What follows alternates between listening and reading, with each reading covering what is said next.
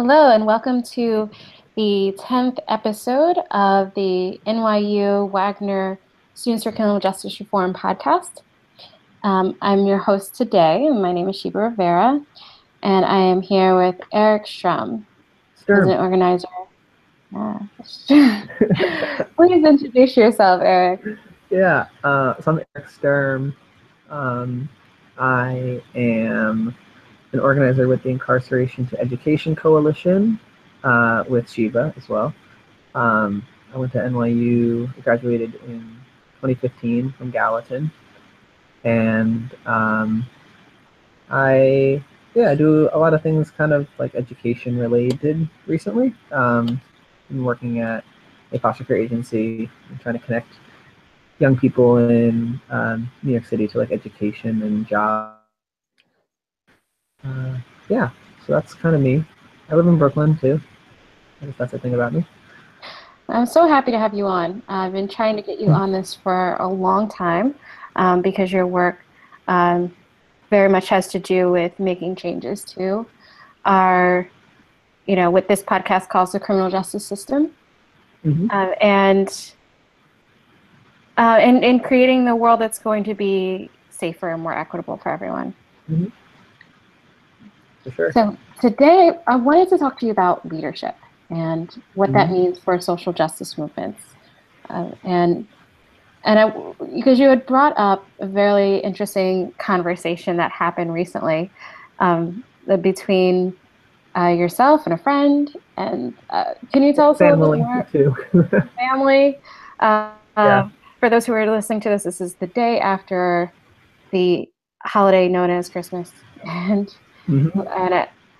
I'm sure a lot of us had some interesting conversations going on yesterday around family, considering our current political climate. I was wondering if you could tell us a little bit more about how that conversation went. Yeah. So uh, I guess talking about leadership is difficult because I think leadership is a word that kind of can mean everything or mean nothing. I think it's a buzzword that a lot of people think about, and generally, I think in our society, it has really positive, really positive connotations. People think leadership is like, that's like a great thing. They're the people that we look up to in our society. We think of them as being leaders, and so I think people generally, if they like refer to me or one of my friends or people that are involved in work that I do as a leader, they mean it as like a positive influence on people around them, something along those lines. But I really try to kind of interrogate that a little deeper. Like, what do we really mean when we're calling someone a leader? What is and what does that say about our belief in like people's ability to organize themselves when we're really focused on this idea of leadership? And so, arguments are arguments, and family is family, and these types of things happen. But I think the bigger idea kind of behind it that I've been thinking about is why do a lot of nonprofits and a lot of people doing social justice work still feel really connected to this idea that like what we need is leadership. What we need is like strong leaders. What we need is kind of like hierarchical nonprofits with executive directors and like middle level management, and then kind of like entry level workers, and that decision making comes from like an executive director with a vision and kind of goes from the top down. Kind of the history of radical ideas in lots of cultures, and the ones that I'm most familiar with is like Jewish anarchism. I'm really inspired by that. There's been a lot of thought about like how do we have movements without leadership, without hierarchy, and how can we have like collective decision making and collective to move us forward. And I really also hear about this because I've been an organizer with IEC for Incarceration Education Coalition, is IEC, and that's a student organizing collective that started when I was, I guess I was a junior in college, so back in 2013, I guess it was.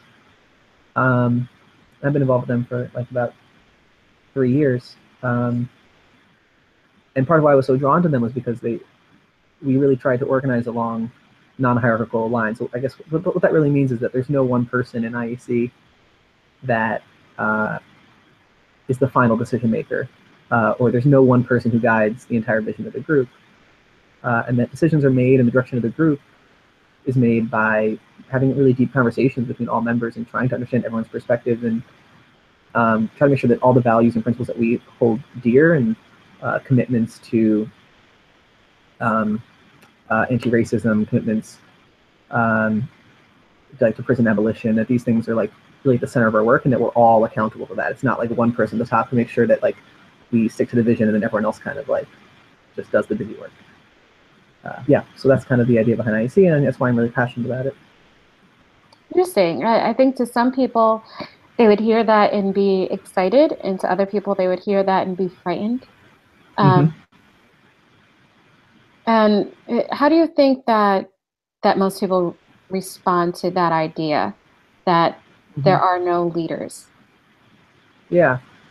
Well, I think the first thing to think about is how do people define leadership and how do they see it operating in their own lives? And so I can understand if someone is has worked in a company like most of their life where they've had a supervisor or they supervise others, and this is the way they've been maybe working for like decades of their life, and they never really saw a different way of operating like an organization or a company or something. That would seem really scary because you're like, okay, so now we all, it's like a free-for-all, we all just have to like figure it out. Like this seems impossible. And so I can understand for some of those people who haven't been exposed to that, like why that seems kind of like scary or overwhelming. Yeah, so I guess that's one thing, but I think at the same time, like what we mean by leadership, it doesn't necessarily mean like chaos. The same way like the political theory of like anarchism doesn't mean like everyone just runs around and is wild and like there's chaos. And I think the task then becomes, how do we make sure that we address the things we do the things we need to do, address problems interpersonally and outside of our organization. How do we do all those things knowing that every person can be involved in that decision making and that every person can be held accountable to one another? And so I think the first thing people have to think about is like the idea of like risk or accountability, or like who do you report to? I think that's the first thing. And like I think that the idea that not so much you report to one person who then reports to another person, they report to the top, and that's how it works. But the idea that we all report to every person in our group is not just a good model for an organization, it's a good model for like a society we want to live in. It's a model for, I think, what makes a strong community. And I would like to see that kind of thing existing everywhere, kind of, you know? Yeah. Have you ever seen leadership not work in other situations? And what's the negative side of this? And what does leadership look like when there's one person who is the manager or leading the organization? And I don't know if you have any experience with that in a social justice or organizing setting, or if you want to talk about that in a more like a work or academic setting. So when does kind of traditional models of leadership not work well for people? Yeah. For you personally, yeah. What have you noticed? For me personally, wow, where do we start? So I think one way that it doesn't work is just about knowledge and information. I think that, especially doing social justice work, a lot of times people in positions of power don't always feel the need to share their skills or their knowledge or their experience with others, or if they do, it's only so you can perform the task that you're supposed to do, not necessarily so you can perform the task they're trying to do as well, or other people need to do. So I can think of like generally just like the siloing of knowledge. Like, I don't know, I guess I've been a part of organizations where like decisions are being made totally outside of like my experience. So I don't know, but I didn't really do that much like social justice work before IEC. I've heard other people kind of criticize that that model more. But I can think of it in terms like big organizations that we think of, like Amnesty or Greenpeace, or like these like giant kind of like social justice nonprofits. I don't know how much like knowledge sharing there is between those who do like canvassing on the street and those who are like the directors of marketing or something, or and there's always going to be divisions of labor, but like there's always going to be certain people doing some stuff, certain people doing other stuff. But I think because they have different access to different kinds of knowledge, they might also have different like things they're trying to pursue and different goals they're trying to reach. And I'm sure there's probably like a gala banquet dinner somewhere, and you're usually not inviting your canvasser to those events and stuff. So there's just kind of like a separation of like circles and power and knowledge and experiences. And I think that breaking those down is generally a good thing. In my own experience with like bad leadership, I mean, I've worked a lot of jobs where like just bosses can get away with doing horrible things, from either like firing me for, I mean, this is like, I think a lot of people have these experiences, right? Like you have a supervisor or boss who is totally unjustified in like either firing someone or not giving you days off when you need them or things like that. And I think that can happen in any way, but any kind of situation. But I think it's especially going to happen in a situation where one person makes that decision and it's not based on what my coworkers thought or what other people in my community thought.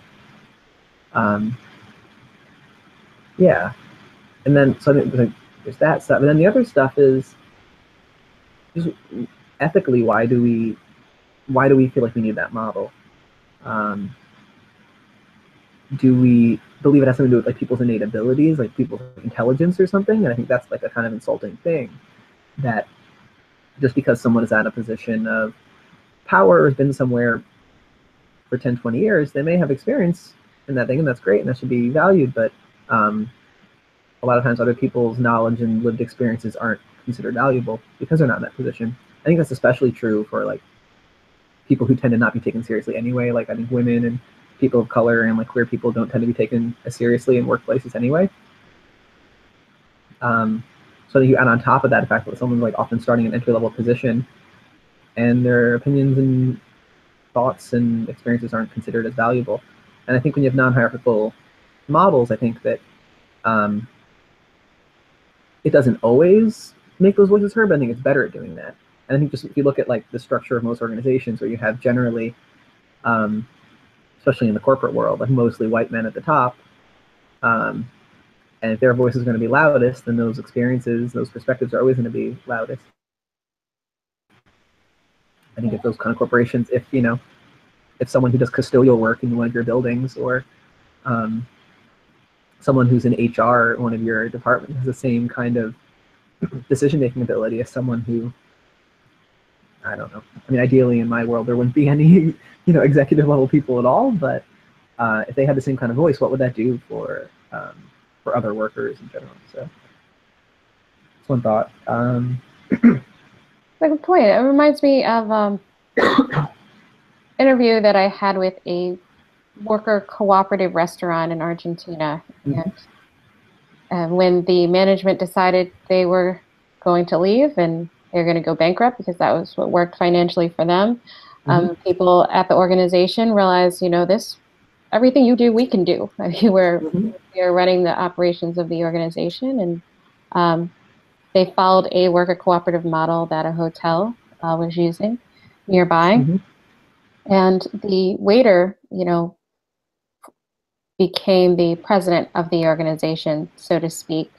Not that he was in a higher position, but just that he led most of the information sharing.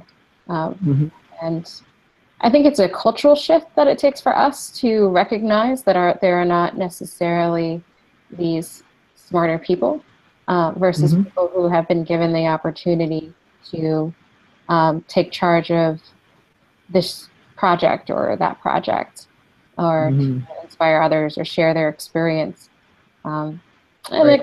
that can be hard sometimes for one person to have to stay in that position of power and always be giving sort of these top-down orders to other people versus it being a collective effort. Mm-hmm. It takes different strategies, I think, depending on which way you Right. want to go. Do you think that sometimes that does work for some people to have hierarchical systems? Was that a question? If I think Yeah. it works for some people? I mean, I think hierarchy always works for some people. I think hierarchy always works for people at the top. That's kind of the point of hierarchy, I think. Um, Yeah, well, when yeah. it comes to social justice movements Mm-hmm. in particular, why do you think that this might be an optimal choice? Like not using hierarchy in the organizing. Correct? Or horizontalism, people are on the same level. Yeah. Um, so I guess probably it's important to say like what non-hierarchical organizing is and isn't. And I think it can be a lot of things. How I understand it, it's not so much saying that everyone has to be doing the same thing. I think that's like often a critique of like political theories of the left, like of communism or like socialism, anarchism, like this idea that you want a society where everyone does the same thing, everyone's the same, no one can be different. Um, and I actually think it's the absolute opposite of that. How I understand it, it's saying that everyone has a lot of different interests and skills and abilities, things they like, things they don't like, and rather than creating a society where you have to tailor what the person you are to meet this job role that a capitalist decides on, a capitalist says this is the job position that we're going to offer, you have to meet that.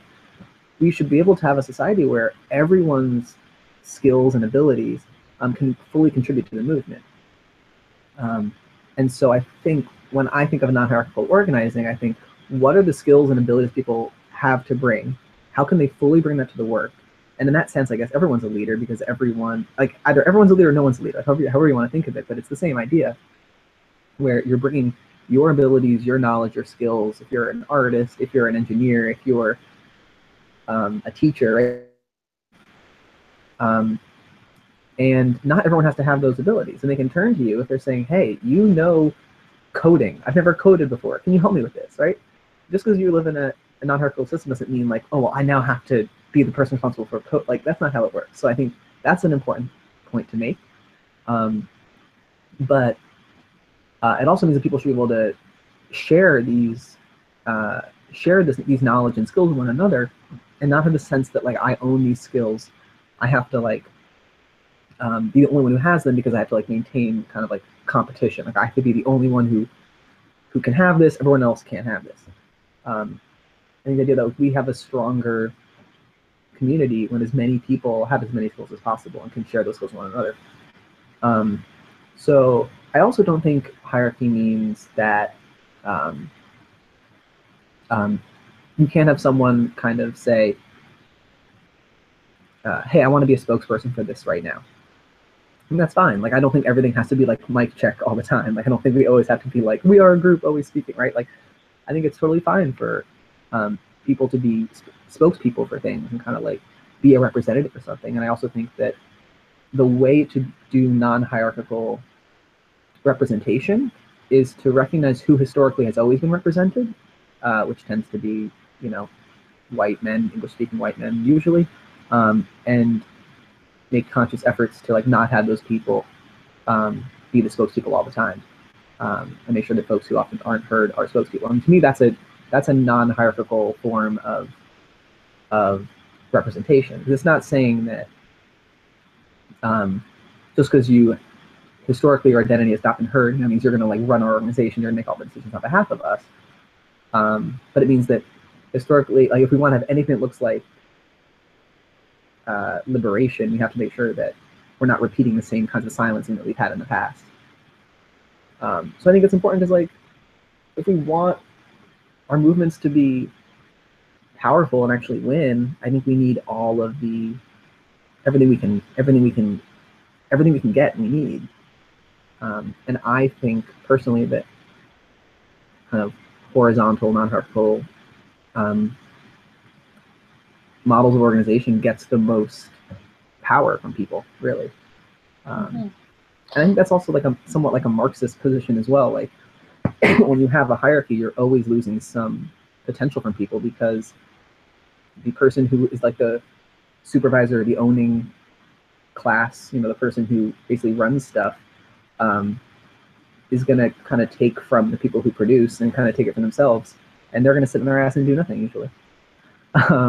So like that's how is that a way to get the most out of our movement? I think that if everyone has to be doing the work and everyone is pulling their weight in whatever way they can, that to me it makes for a much more successful movement too. Mhm. And it sounds like you're talking about really living through your values. You know, if Mm-hmm. your value is helping people who've been marginalized, then it doesn't make sense to have these structures that continue to perpetrate that within the organization. Mm-hmm. And the more that rings true for people, the easier it's going to be to organize people. Mm-hmm. And I think that um, so unions are complicated. I'm not really like a union, like a labor historian or anything. A little bit that I do know, I know that there's like radically different ways of thinking about like what the role of unions are, and um, a lot of unions really were run as cooperatives. That things were really done by a lot of times done by consensus, and there was a sense of like, why are we going to try to reproduce the problems we see in our factories and we see in our politics? Why are we going to try to reproduce that in our unions? And then there were unions like when the AFL-CIO merged and we had like these big corporate unions. The union movement actually ended up doing a lot of these same things. We had like one person who's kind of the union leader, union president, who ended up kind of having a lot more in common with the executives in the companies that they were working for than they did union members. And in that split, I think you saw a real weakening of the union movement. On top of that, you had like a lot of policies by U.S. government and by business collectives to like take power away from unions as well. But I think that from what I've heard from labor historians, part of what's to blame is the government and outside forces, but another part to blame is the actual hierarchies that existed within unions themselves, and like generally, men tend to dominate unions. And how are you going to have strong unions if there's like rampant sexism and misogyny in your unions? Like you're now alienating at least half the population from being, from having that kind of power. So I think the same things like, unions have been known for, well, I'll leave it at that. But just a model for if we want to see that kind of horizontalism, like not using hierarchy in our companies, I think that unions are the only way to do that. And that's, I think, the really important work is how do we make sure we don't replicate that kind of oppression in unions as well. Mm-hmm. And and I think it's useful to sometimes to not look at things solely in, especially now through the context of the election, but sometimes you can't Mm-hmm. help it. And I was wondering if you'd be able to talk a little bit about how you think this is applied to the last presidential campaign. Because in some ways, perhaps Mm-hmm. people have been moving towards someone who says they're going to give them a voice. But it also seems like people will vote for who they think is a more dominant character Mm-hmm. sometimes. That, I mean, I'd love to hear your thoughts, but that might also be even true with Obama. I mean, he was a very Mm-hmm. strong, charismatic character. Um, Mm-hmm. it had kind of campaigned on this idea of I will save the day. Mm-hmm. Mm-hmm. I think that's very much the same as what we saw from POTUS Trump. And Mm-hmm. so how do you think that applies? Do you think people are actually looking for these horizontal structures, or do you think that we are still continually drawn to this idea of a dominant structure where we can sit back and Mm-hmm. someone's going to just tell us what to do? Yeah, those are really good points. I think that I think that um, this is great questions. I guess I would think of like fascism in Europe as a model for this, and um, one model is looking at like the rise of fascism in Europe about 100 years ago, even less really, and um, when people are desperate and are told a kind of myth about about liberalism, like about liberal governments that um, take everyone in, everyone gets to be, and this makes our country so much stronger and better, and we're going to have like a greater nation state because of all the people who come in and contribute to this fabric of our society. And then you have people who are really struggling because in some ways this is a lie, because people are still struggling under multicultural liberalism because they're still in poverty. There's still a lot of the oppressive forces that they're dealing with. You can have a leader come along and say, actually the problem is that this country is being taken over by, you know, and then insert whatever groups, communists, Jews, Muslims, Mexicans, whatever group you want to use. And I think that was a model that was used in the 30s. I think it's being used now, and I think when if people aren't familiar with other forms of organization and they're desperate, I think people are going to look to someone who seems like a really strong, dominant figure. You know, and if you're desperate and you're like, hey, you have the choice of someone who seems like is being portrayed as weak and passive, as often like women are portrayed in media, and I think that was perhaps something that a lot of people thought about Hillary Clinton. I don't know. It was either that she's like a demon and hyper-militarist in corporate, or, you know, weak and passive and not able to lead. Unfortunately, probably that kind of messaging makes you want to get behind someone who seems really, really like, I'm going to stand up and be a bully. And yeah, and I think people who consider themselves liberals did the same thing under Obama, and not so much in like a fascist way, but I think in that same sense of like a liberal kind of multiculturalism. We want this to make change, and then putting all your kind of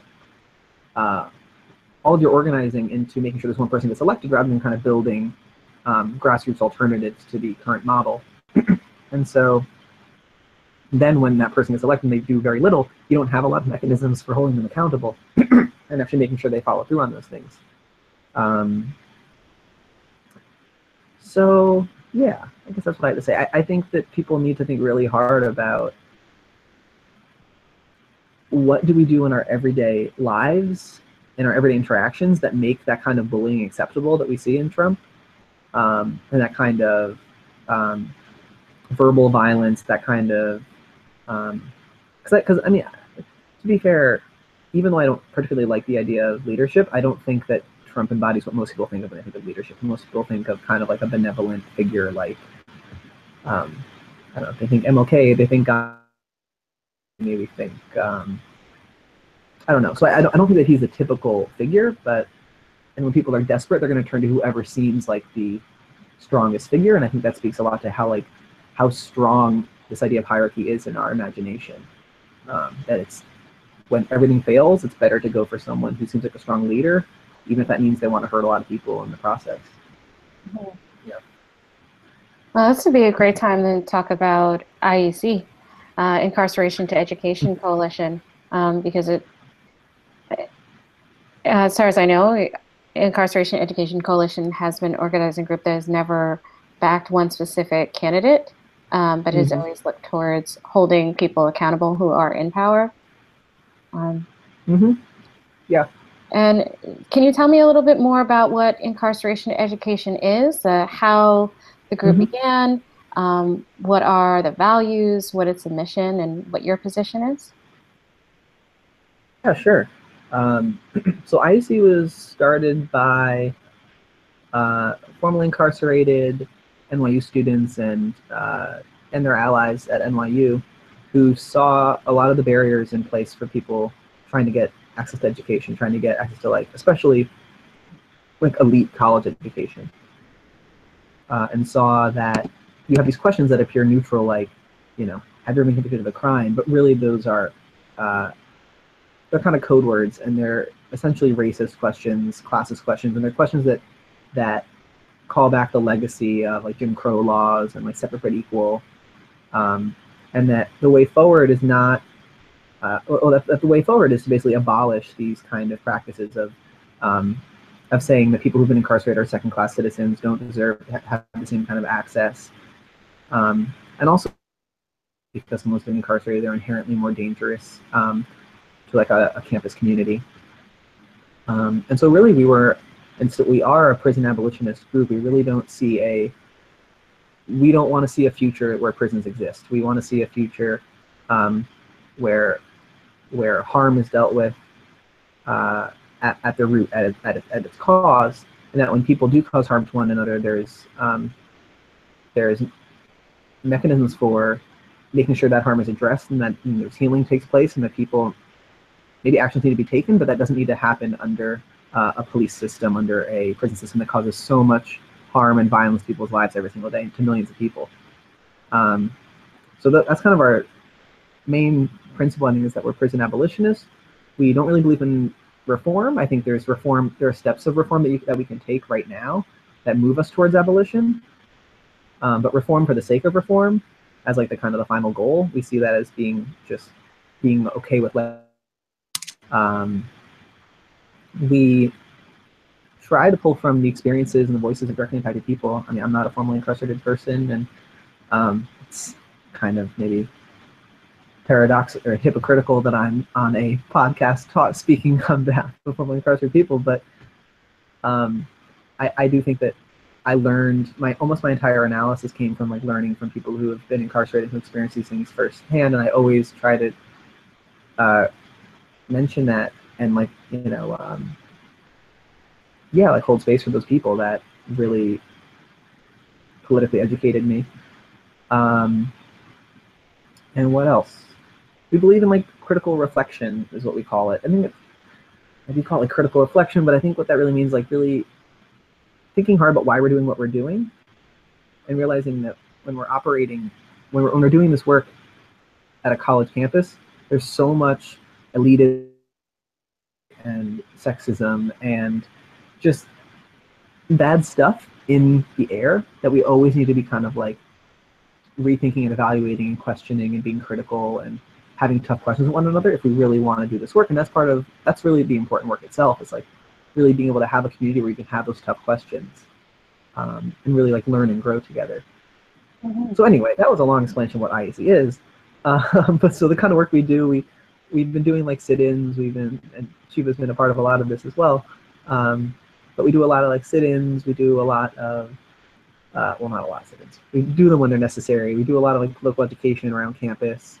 We try to hold events, have people who've experienced incarceration or the police system, have them speak and tell their stories. I guess the real goal is to try to change the culture of NYU and of New York City to kind of reduce stigma against people who've been incarcerated, and also collectively imagine a world without police, without prisons, without the punishment system. Yeah.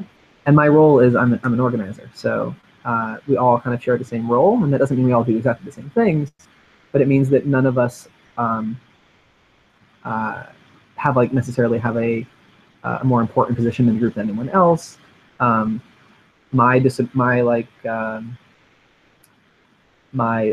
guess like, I don't know, I won't say veto power, but my disapproval of something is the same as someone else's disapproval of something, and we really talk things through until we all are kind of on the same page.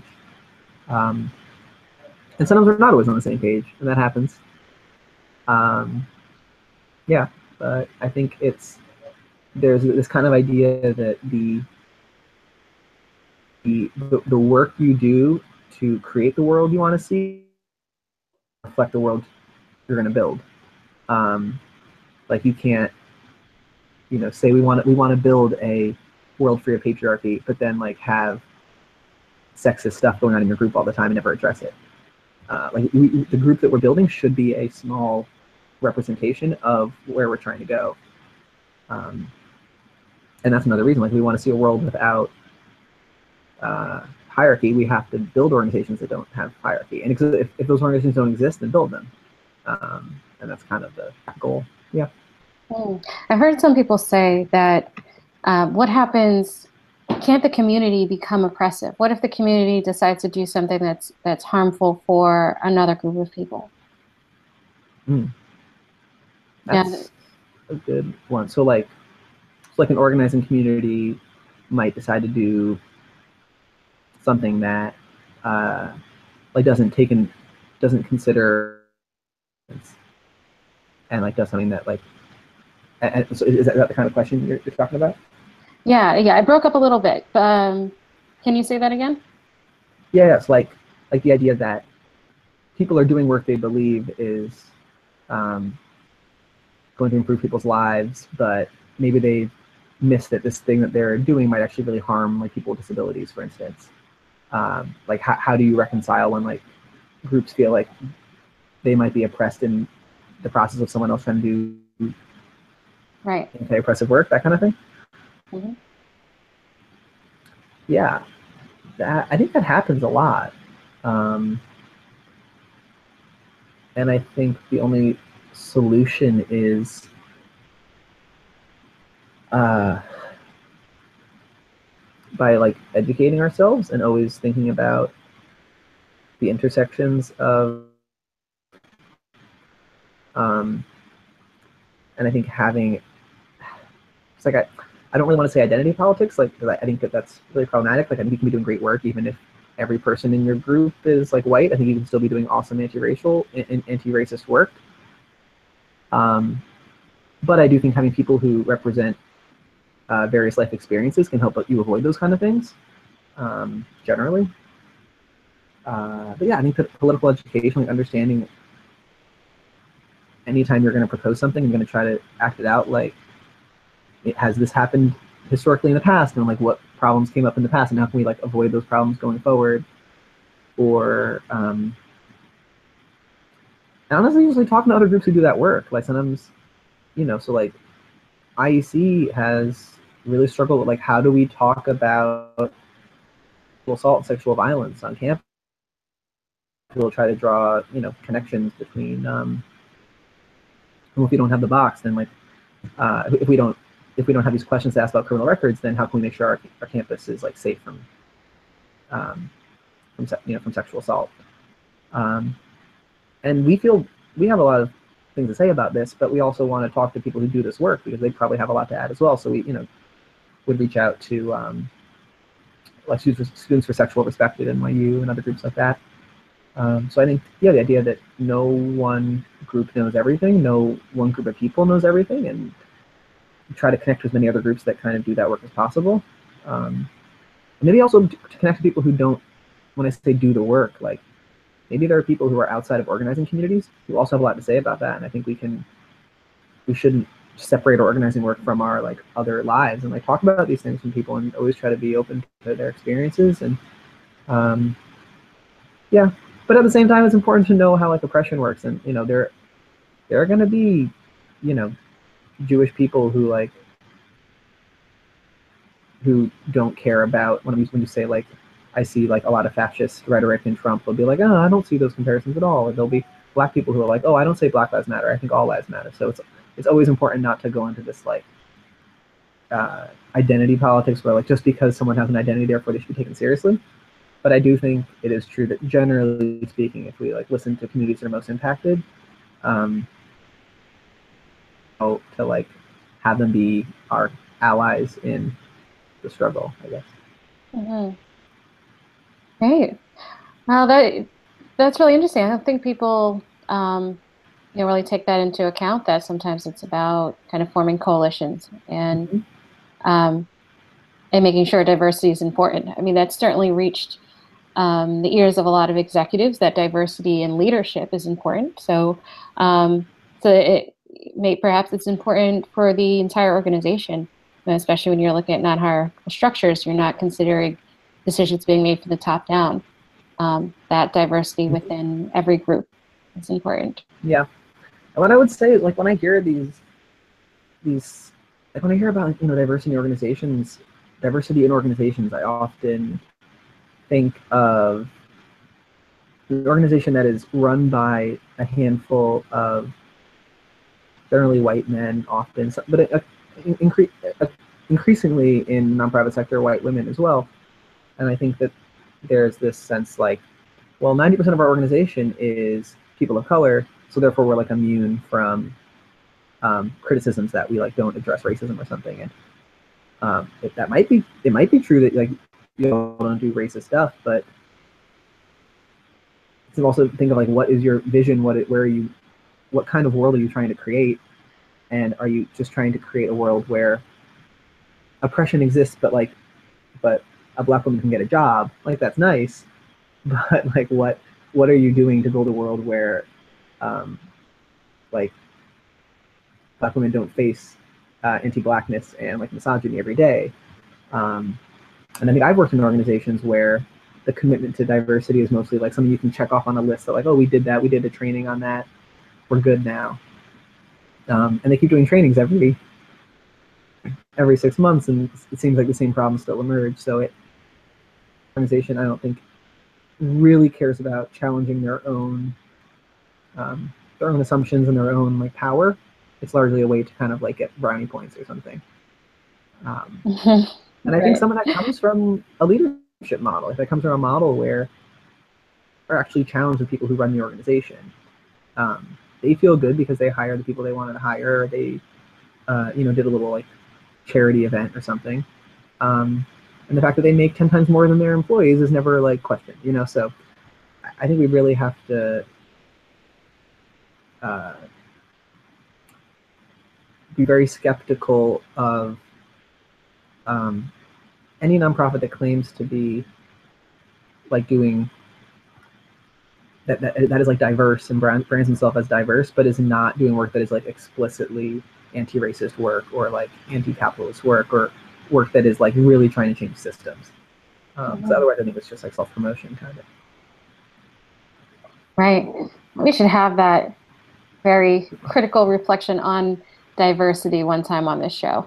I always think that like diversity as a term, it's invented for white people. Absolutely.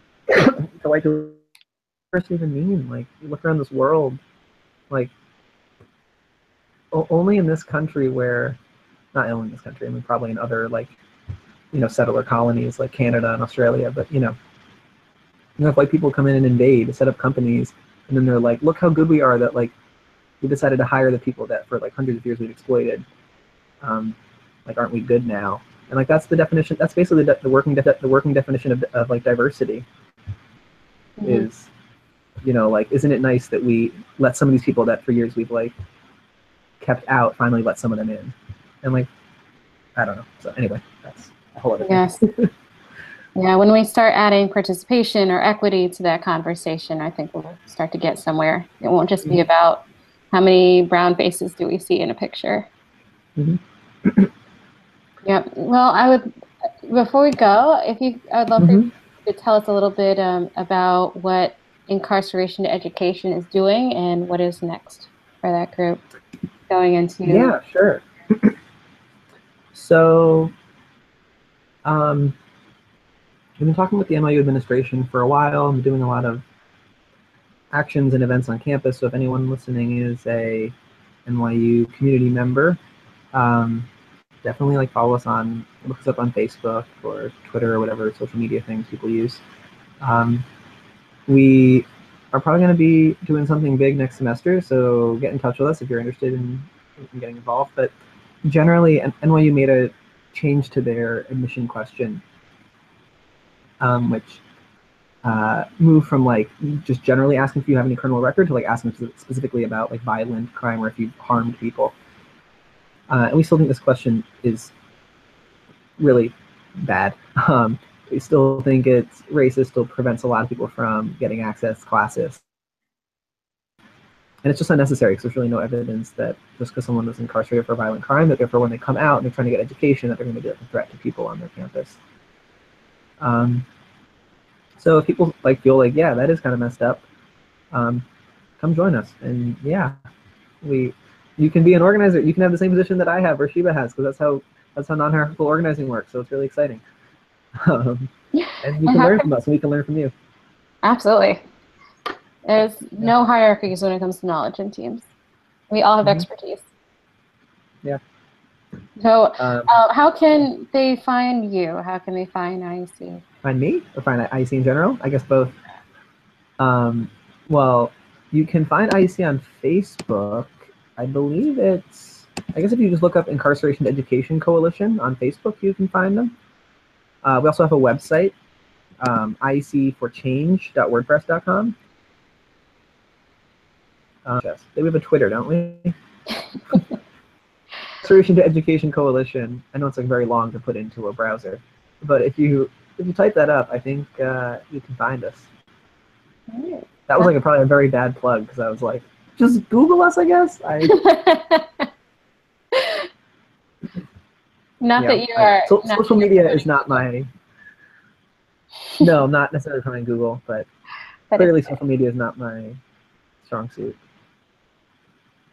Yeah, and I would say generally, like if people want, if people are like if people listening to this, work in, want to go into like nonprofit management kind of work and are like, maybe I want to have a different kind of workplace and like really have the democratic ideals that I believe in, like exercise in my workplace. There's a lot you can look up and like find out about. There's, you might want to look, I think it's called Mondragon. They're like the largest worker cooperative in the world.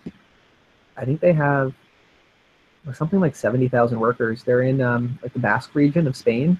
So whenever someone says something like oh, like worker cooperatives could never work if you're really trying to like have a big corporation that like manufactures stuff and does stuff. I mean, this is like people do this. This really works. Like workers make decisions on behalf of the whole company. They are owners of the company.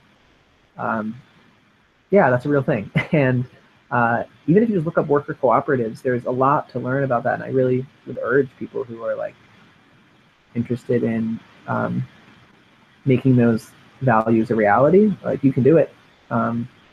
Yeah. Great. Well, thank you so much, Eric. And I really hope we can have you on again. Oh yeah. Thanks for having me. Cool. Enjoy the rest of your week before New Year's Eve. Yeah, you too. Happy holidays. Happy Hanukkah. Happy Christmas and New Year's and all those things. Yeah, so we look forward to getting together next year. Cool. Bye. Yeah.